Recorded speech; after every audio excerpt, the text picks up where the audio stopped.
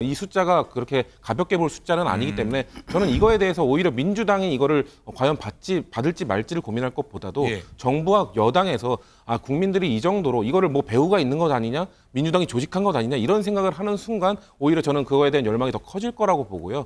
정부 여당에서 이거를 이 정도로 국민의 뭔가 좀 의심이나 의구심이 커지고 있구나, 뭔가 우리가 좀 다른 자세를 취해야 되겠구나라고 하는 그 동력으로 삼는 것이 일고의 가치도 없는 건데요. 민주당이 고민하는 게 저는 이해가 안 돼요. 탄핵이라는 게 이거 헌법이나 법률에 중대한 위법이 있어야 되고 국민의 신뢰를 저버릴 만한. 근데 제가 탄핵 사유를 보니까 최상병 특검 있잖아요. 이거는 이제 경로했다는 거, 통화했다는 거 외에는 게 아무 밝혀진 게 없어요. 그다음에 김건희 여사 파우치하고 이제 그 주가 조작은 대통령 탄핵하고 이게 무슨 관계 있습니까? 네, 현재까지 민주당 최고위원회 공식 출마 선언을 한 후보는 강선우, 김병주 의원과 김지호 부대변인까지 총 3명입니다. 오늘은 사선의 김민석, 재선 한준호, 초선 이성인 의원이 일제히 출사표를 던집니다. 여기에 전현희 민영배 의원과 정봉주 전 의원, 최대호 안양시장 등이 가세할 것으로 보여 친명계 후보만 10여 명이 경쟁하게 될 것으로 예상됩니다. 최고위원 후보가 9명 이상일 경우 권리당원 투표 50%가 반영되는 예비 경선을 통해 본선 후보 8명을 추리게 되는데요. 본선 진출을 놓고 강성 당원들의 표심을 겨냥해 명심 마케팅 경쟁이 더욱 치열해질 거란 전망이 나옵니다. 네. 어쨌든 민주당 차기 지도부도 강성 친명계 의원들로 꾸려질 것 예상된다, 이렇게 보여지는데, 자, 민주당에서는 또 윤 대통령 탄핵 촉구하는 국민청원에 대해서는요, 자, 신중론을 취하고 있습니다. 그건 왜 이런 겁니까? 네, 현재 국회 국민동의청원 홈페이지에 윤 대통령의 탄핵을 촉구하는 청원이 80만 명 이상의 동의를 받은 상태입니다. 최근 김진표 전 국회의장 회고록에서 윤 대통령이 이태원 참사에 대해 조작 가능성을 언급했다는 내용이 나오면서 청원 숫자가 급증한 것으로 보입니다. 청원이 곧 100만 명을 돌파할 기세고 200만, 300만으로 이어질 기세입니다. 윤석열 대통령이 유도 조작 가능성을 언급했다는 이태원 참사에 관한 김진표 국회의장의 회고록 내용은 가히 충격적입니다. 법사위에 회부된 해당 청원은 법사위 청원심사 소위에서 심사 절차를 거치게 되는데요. 대통령 탄핵을 당 공식 의제로 꺼내지 않은 민주당은 관련 법령에 따라 처리하겠다는 입장이지만 고심도 엿보입니다. 여론이 충분히 무르익지 않은 상황에서 섣불리 탄핵을 띄웠다가는 오히려 역풍을 맞을 수 있다는 우려 때문인데요. 반면 청원이 장기간 처리되지 않을 경우에도 정권 심판을 요구해왔던 지지층의 비난이 예상되는 만큼 어떤 선택을 해도 후폭풍은 불가피할 것으로 보입니다. 지금까지 국회에서 MBN 뉴스 서영수입니다.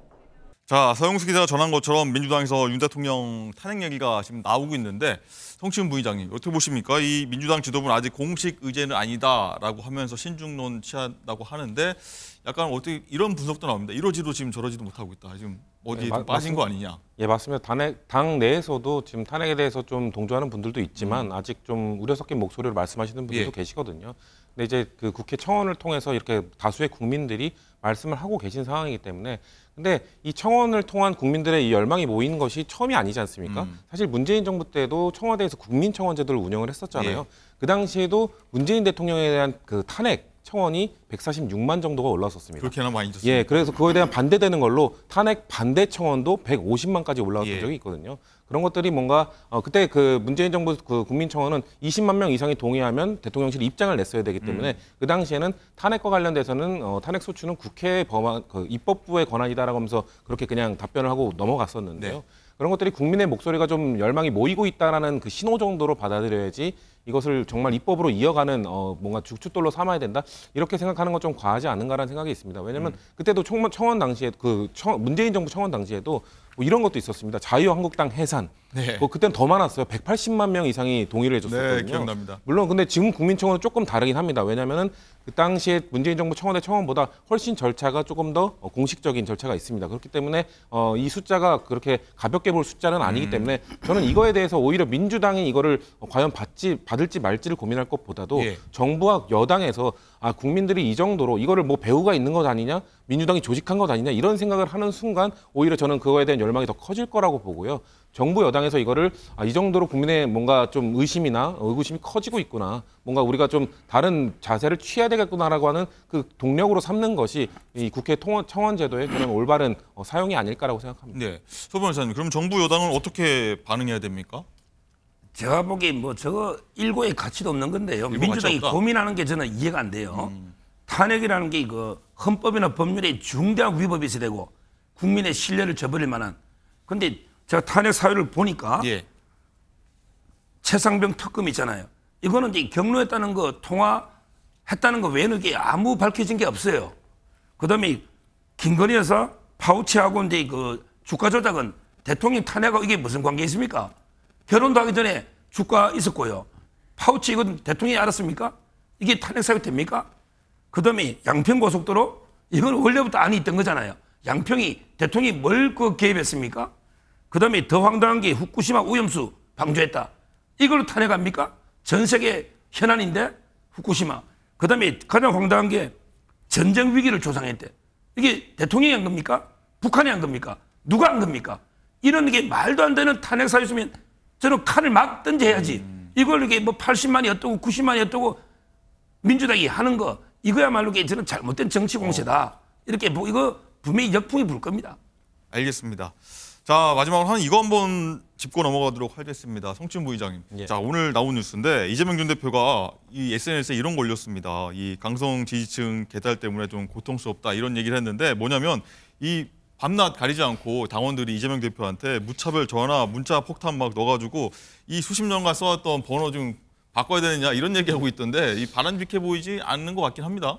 이 강성 지지층의 에너지가 양날의 검이라고 생각합니다. 예. 저는 이 문재인 정부 때도 사실 문재인 대통령이 대통령 그 경선 때 이 강성 지지층의 문자 폭탄이나 타 후보를 향한 공격이 엄청 거세질 때 네. 그때는 이제 이런 것들은 그냥 양념에 불과하다라고 하고 넘어갔던 적이 있거든요. 근데 그것에 대해서 뭔가 강성 지지층의 팬덤이 너무 강해지니까 임기 중에 그것과 관련돼서 좀 사과하신 적이 있어요. 이런 것처럼 강성 지지층의 뭔가 팬덤을 처음에 업을 때는 뭔가 그게 좋지만 뭔가 그거에 좀 이어지고 과해질 때는 그걸 그 중심에 있는 당사자도 좀 괴로운 측면이 있거든요. 예. 그런 거를 표명하신 걸로 보고 전 그렇기 때문에 이거에 대해서 단순히 저렇게 발언에 그치시는 것이 아니라 그러면 이런 팬덤을 어떻게 긍정적으로 이끌어갈지를 앞으로 좀 제시해 주는 게 필요하지 않을까. 그런 방향을 좀 앞으로 아마 이 연임에 도전하실 때 네. 그런 것도 좀 내용에 들어갔으면 좋겠다는 개인적 바람이 있습니다. 그렇군요. 자, 서 변호사님, 자, 이 대중의 전화번호가 좀 공개가 돼서 많은 분들이 좀 전화 밤낮으로 하는 것 같은데 사실 받는 입장에서는 괴로울 수 있거든요. 그럼 번호 바꿔야 됩니까? 어떻습니까? 이런 상황에서. 몰라. 저는 이게 바꿀지 안 바꿀지는 모르겠는데요. 이런 이 강성 지지층 있잖아요. 네. 이런 분들이 결국은 나중에 부메랑이 돼가지고 자기 발등을 찍더라고요. 중국의 그 마오쩌둥 모택동 때 이거 홍위병 있죠. 네. 홍위병도 마지막에 가면 결국 마오쩌둥을 물어뜯습니다. 그런 이제 그 히틀러 뭐 이게 독일의 그 청년 조직들 유겐트 예. 또는 이게 SS 이런 조직들도요. 결국은 이게 히틀러를 망가뜨립니다. 제가 보기에 저 이재명 측의 개딸들 있죠. 결국은 이재명 대표를 이게 망가뜨리는 거예요. 빨리 이게 저는 이재명 대표 전화번호 바꾸고 네. 빨리 이게 어느 정도 선을 정리 안 하면요. 네. 결국은 이제 이재명 대표도 개딸들 때문에 오히려 이게 정치적으로 실패할 수 있기 때문에 저는 뭐 이재명 대표 지금이라도 이게 지지층을 잘 이렇게 그 거리를 둬야 된다 이렇게 봅니다. 라고 개인 의견 주셨습니다. 알겠습니다.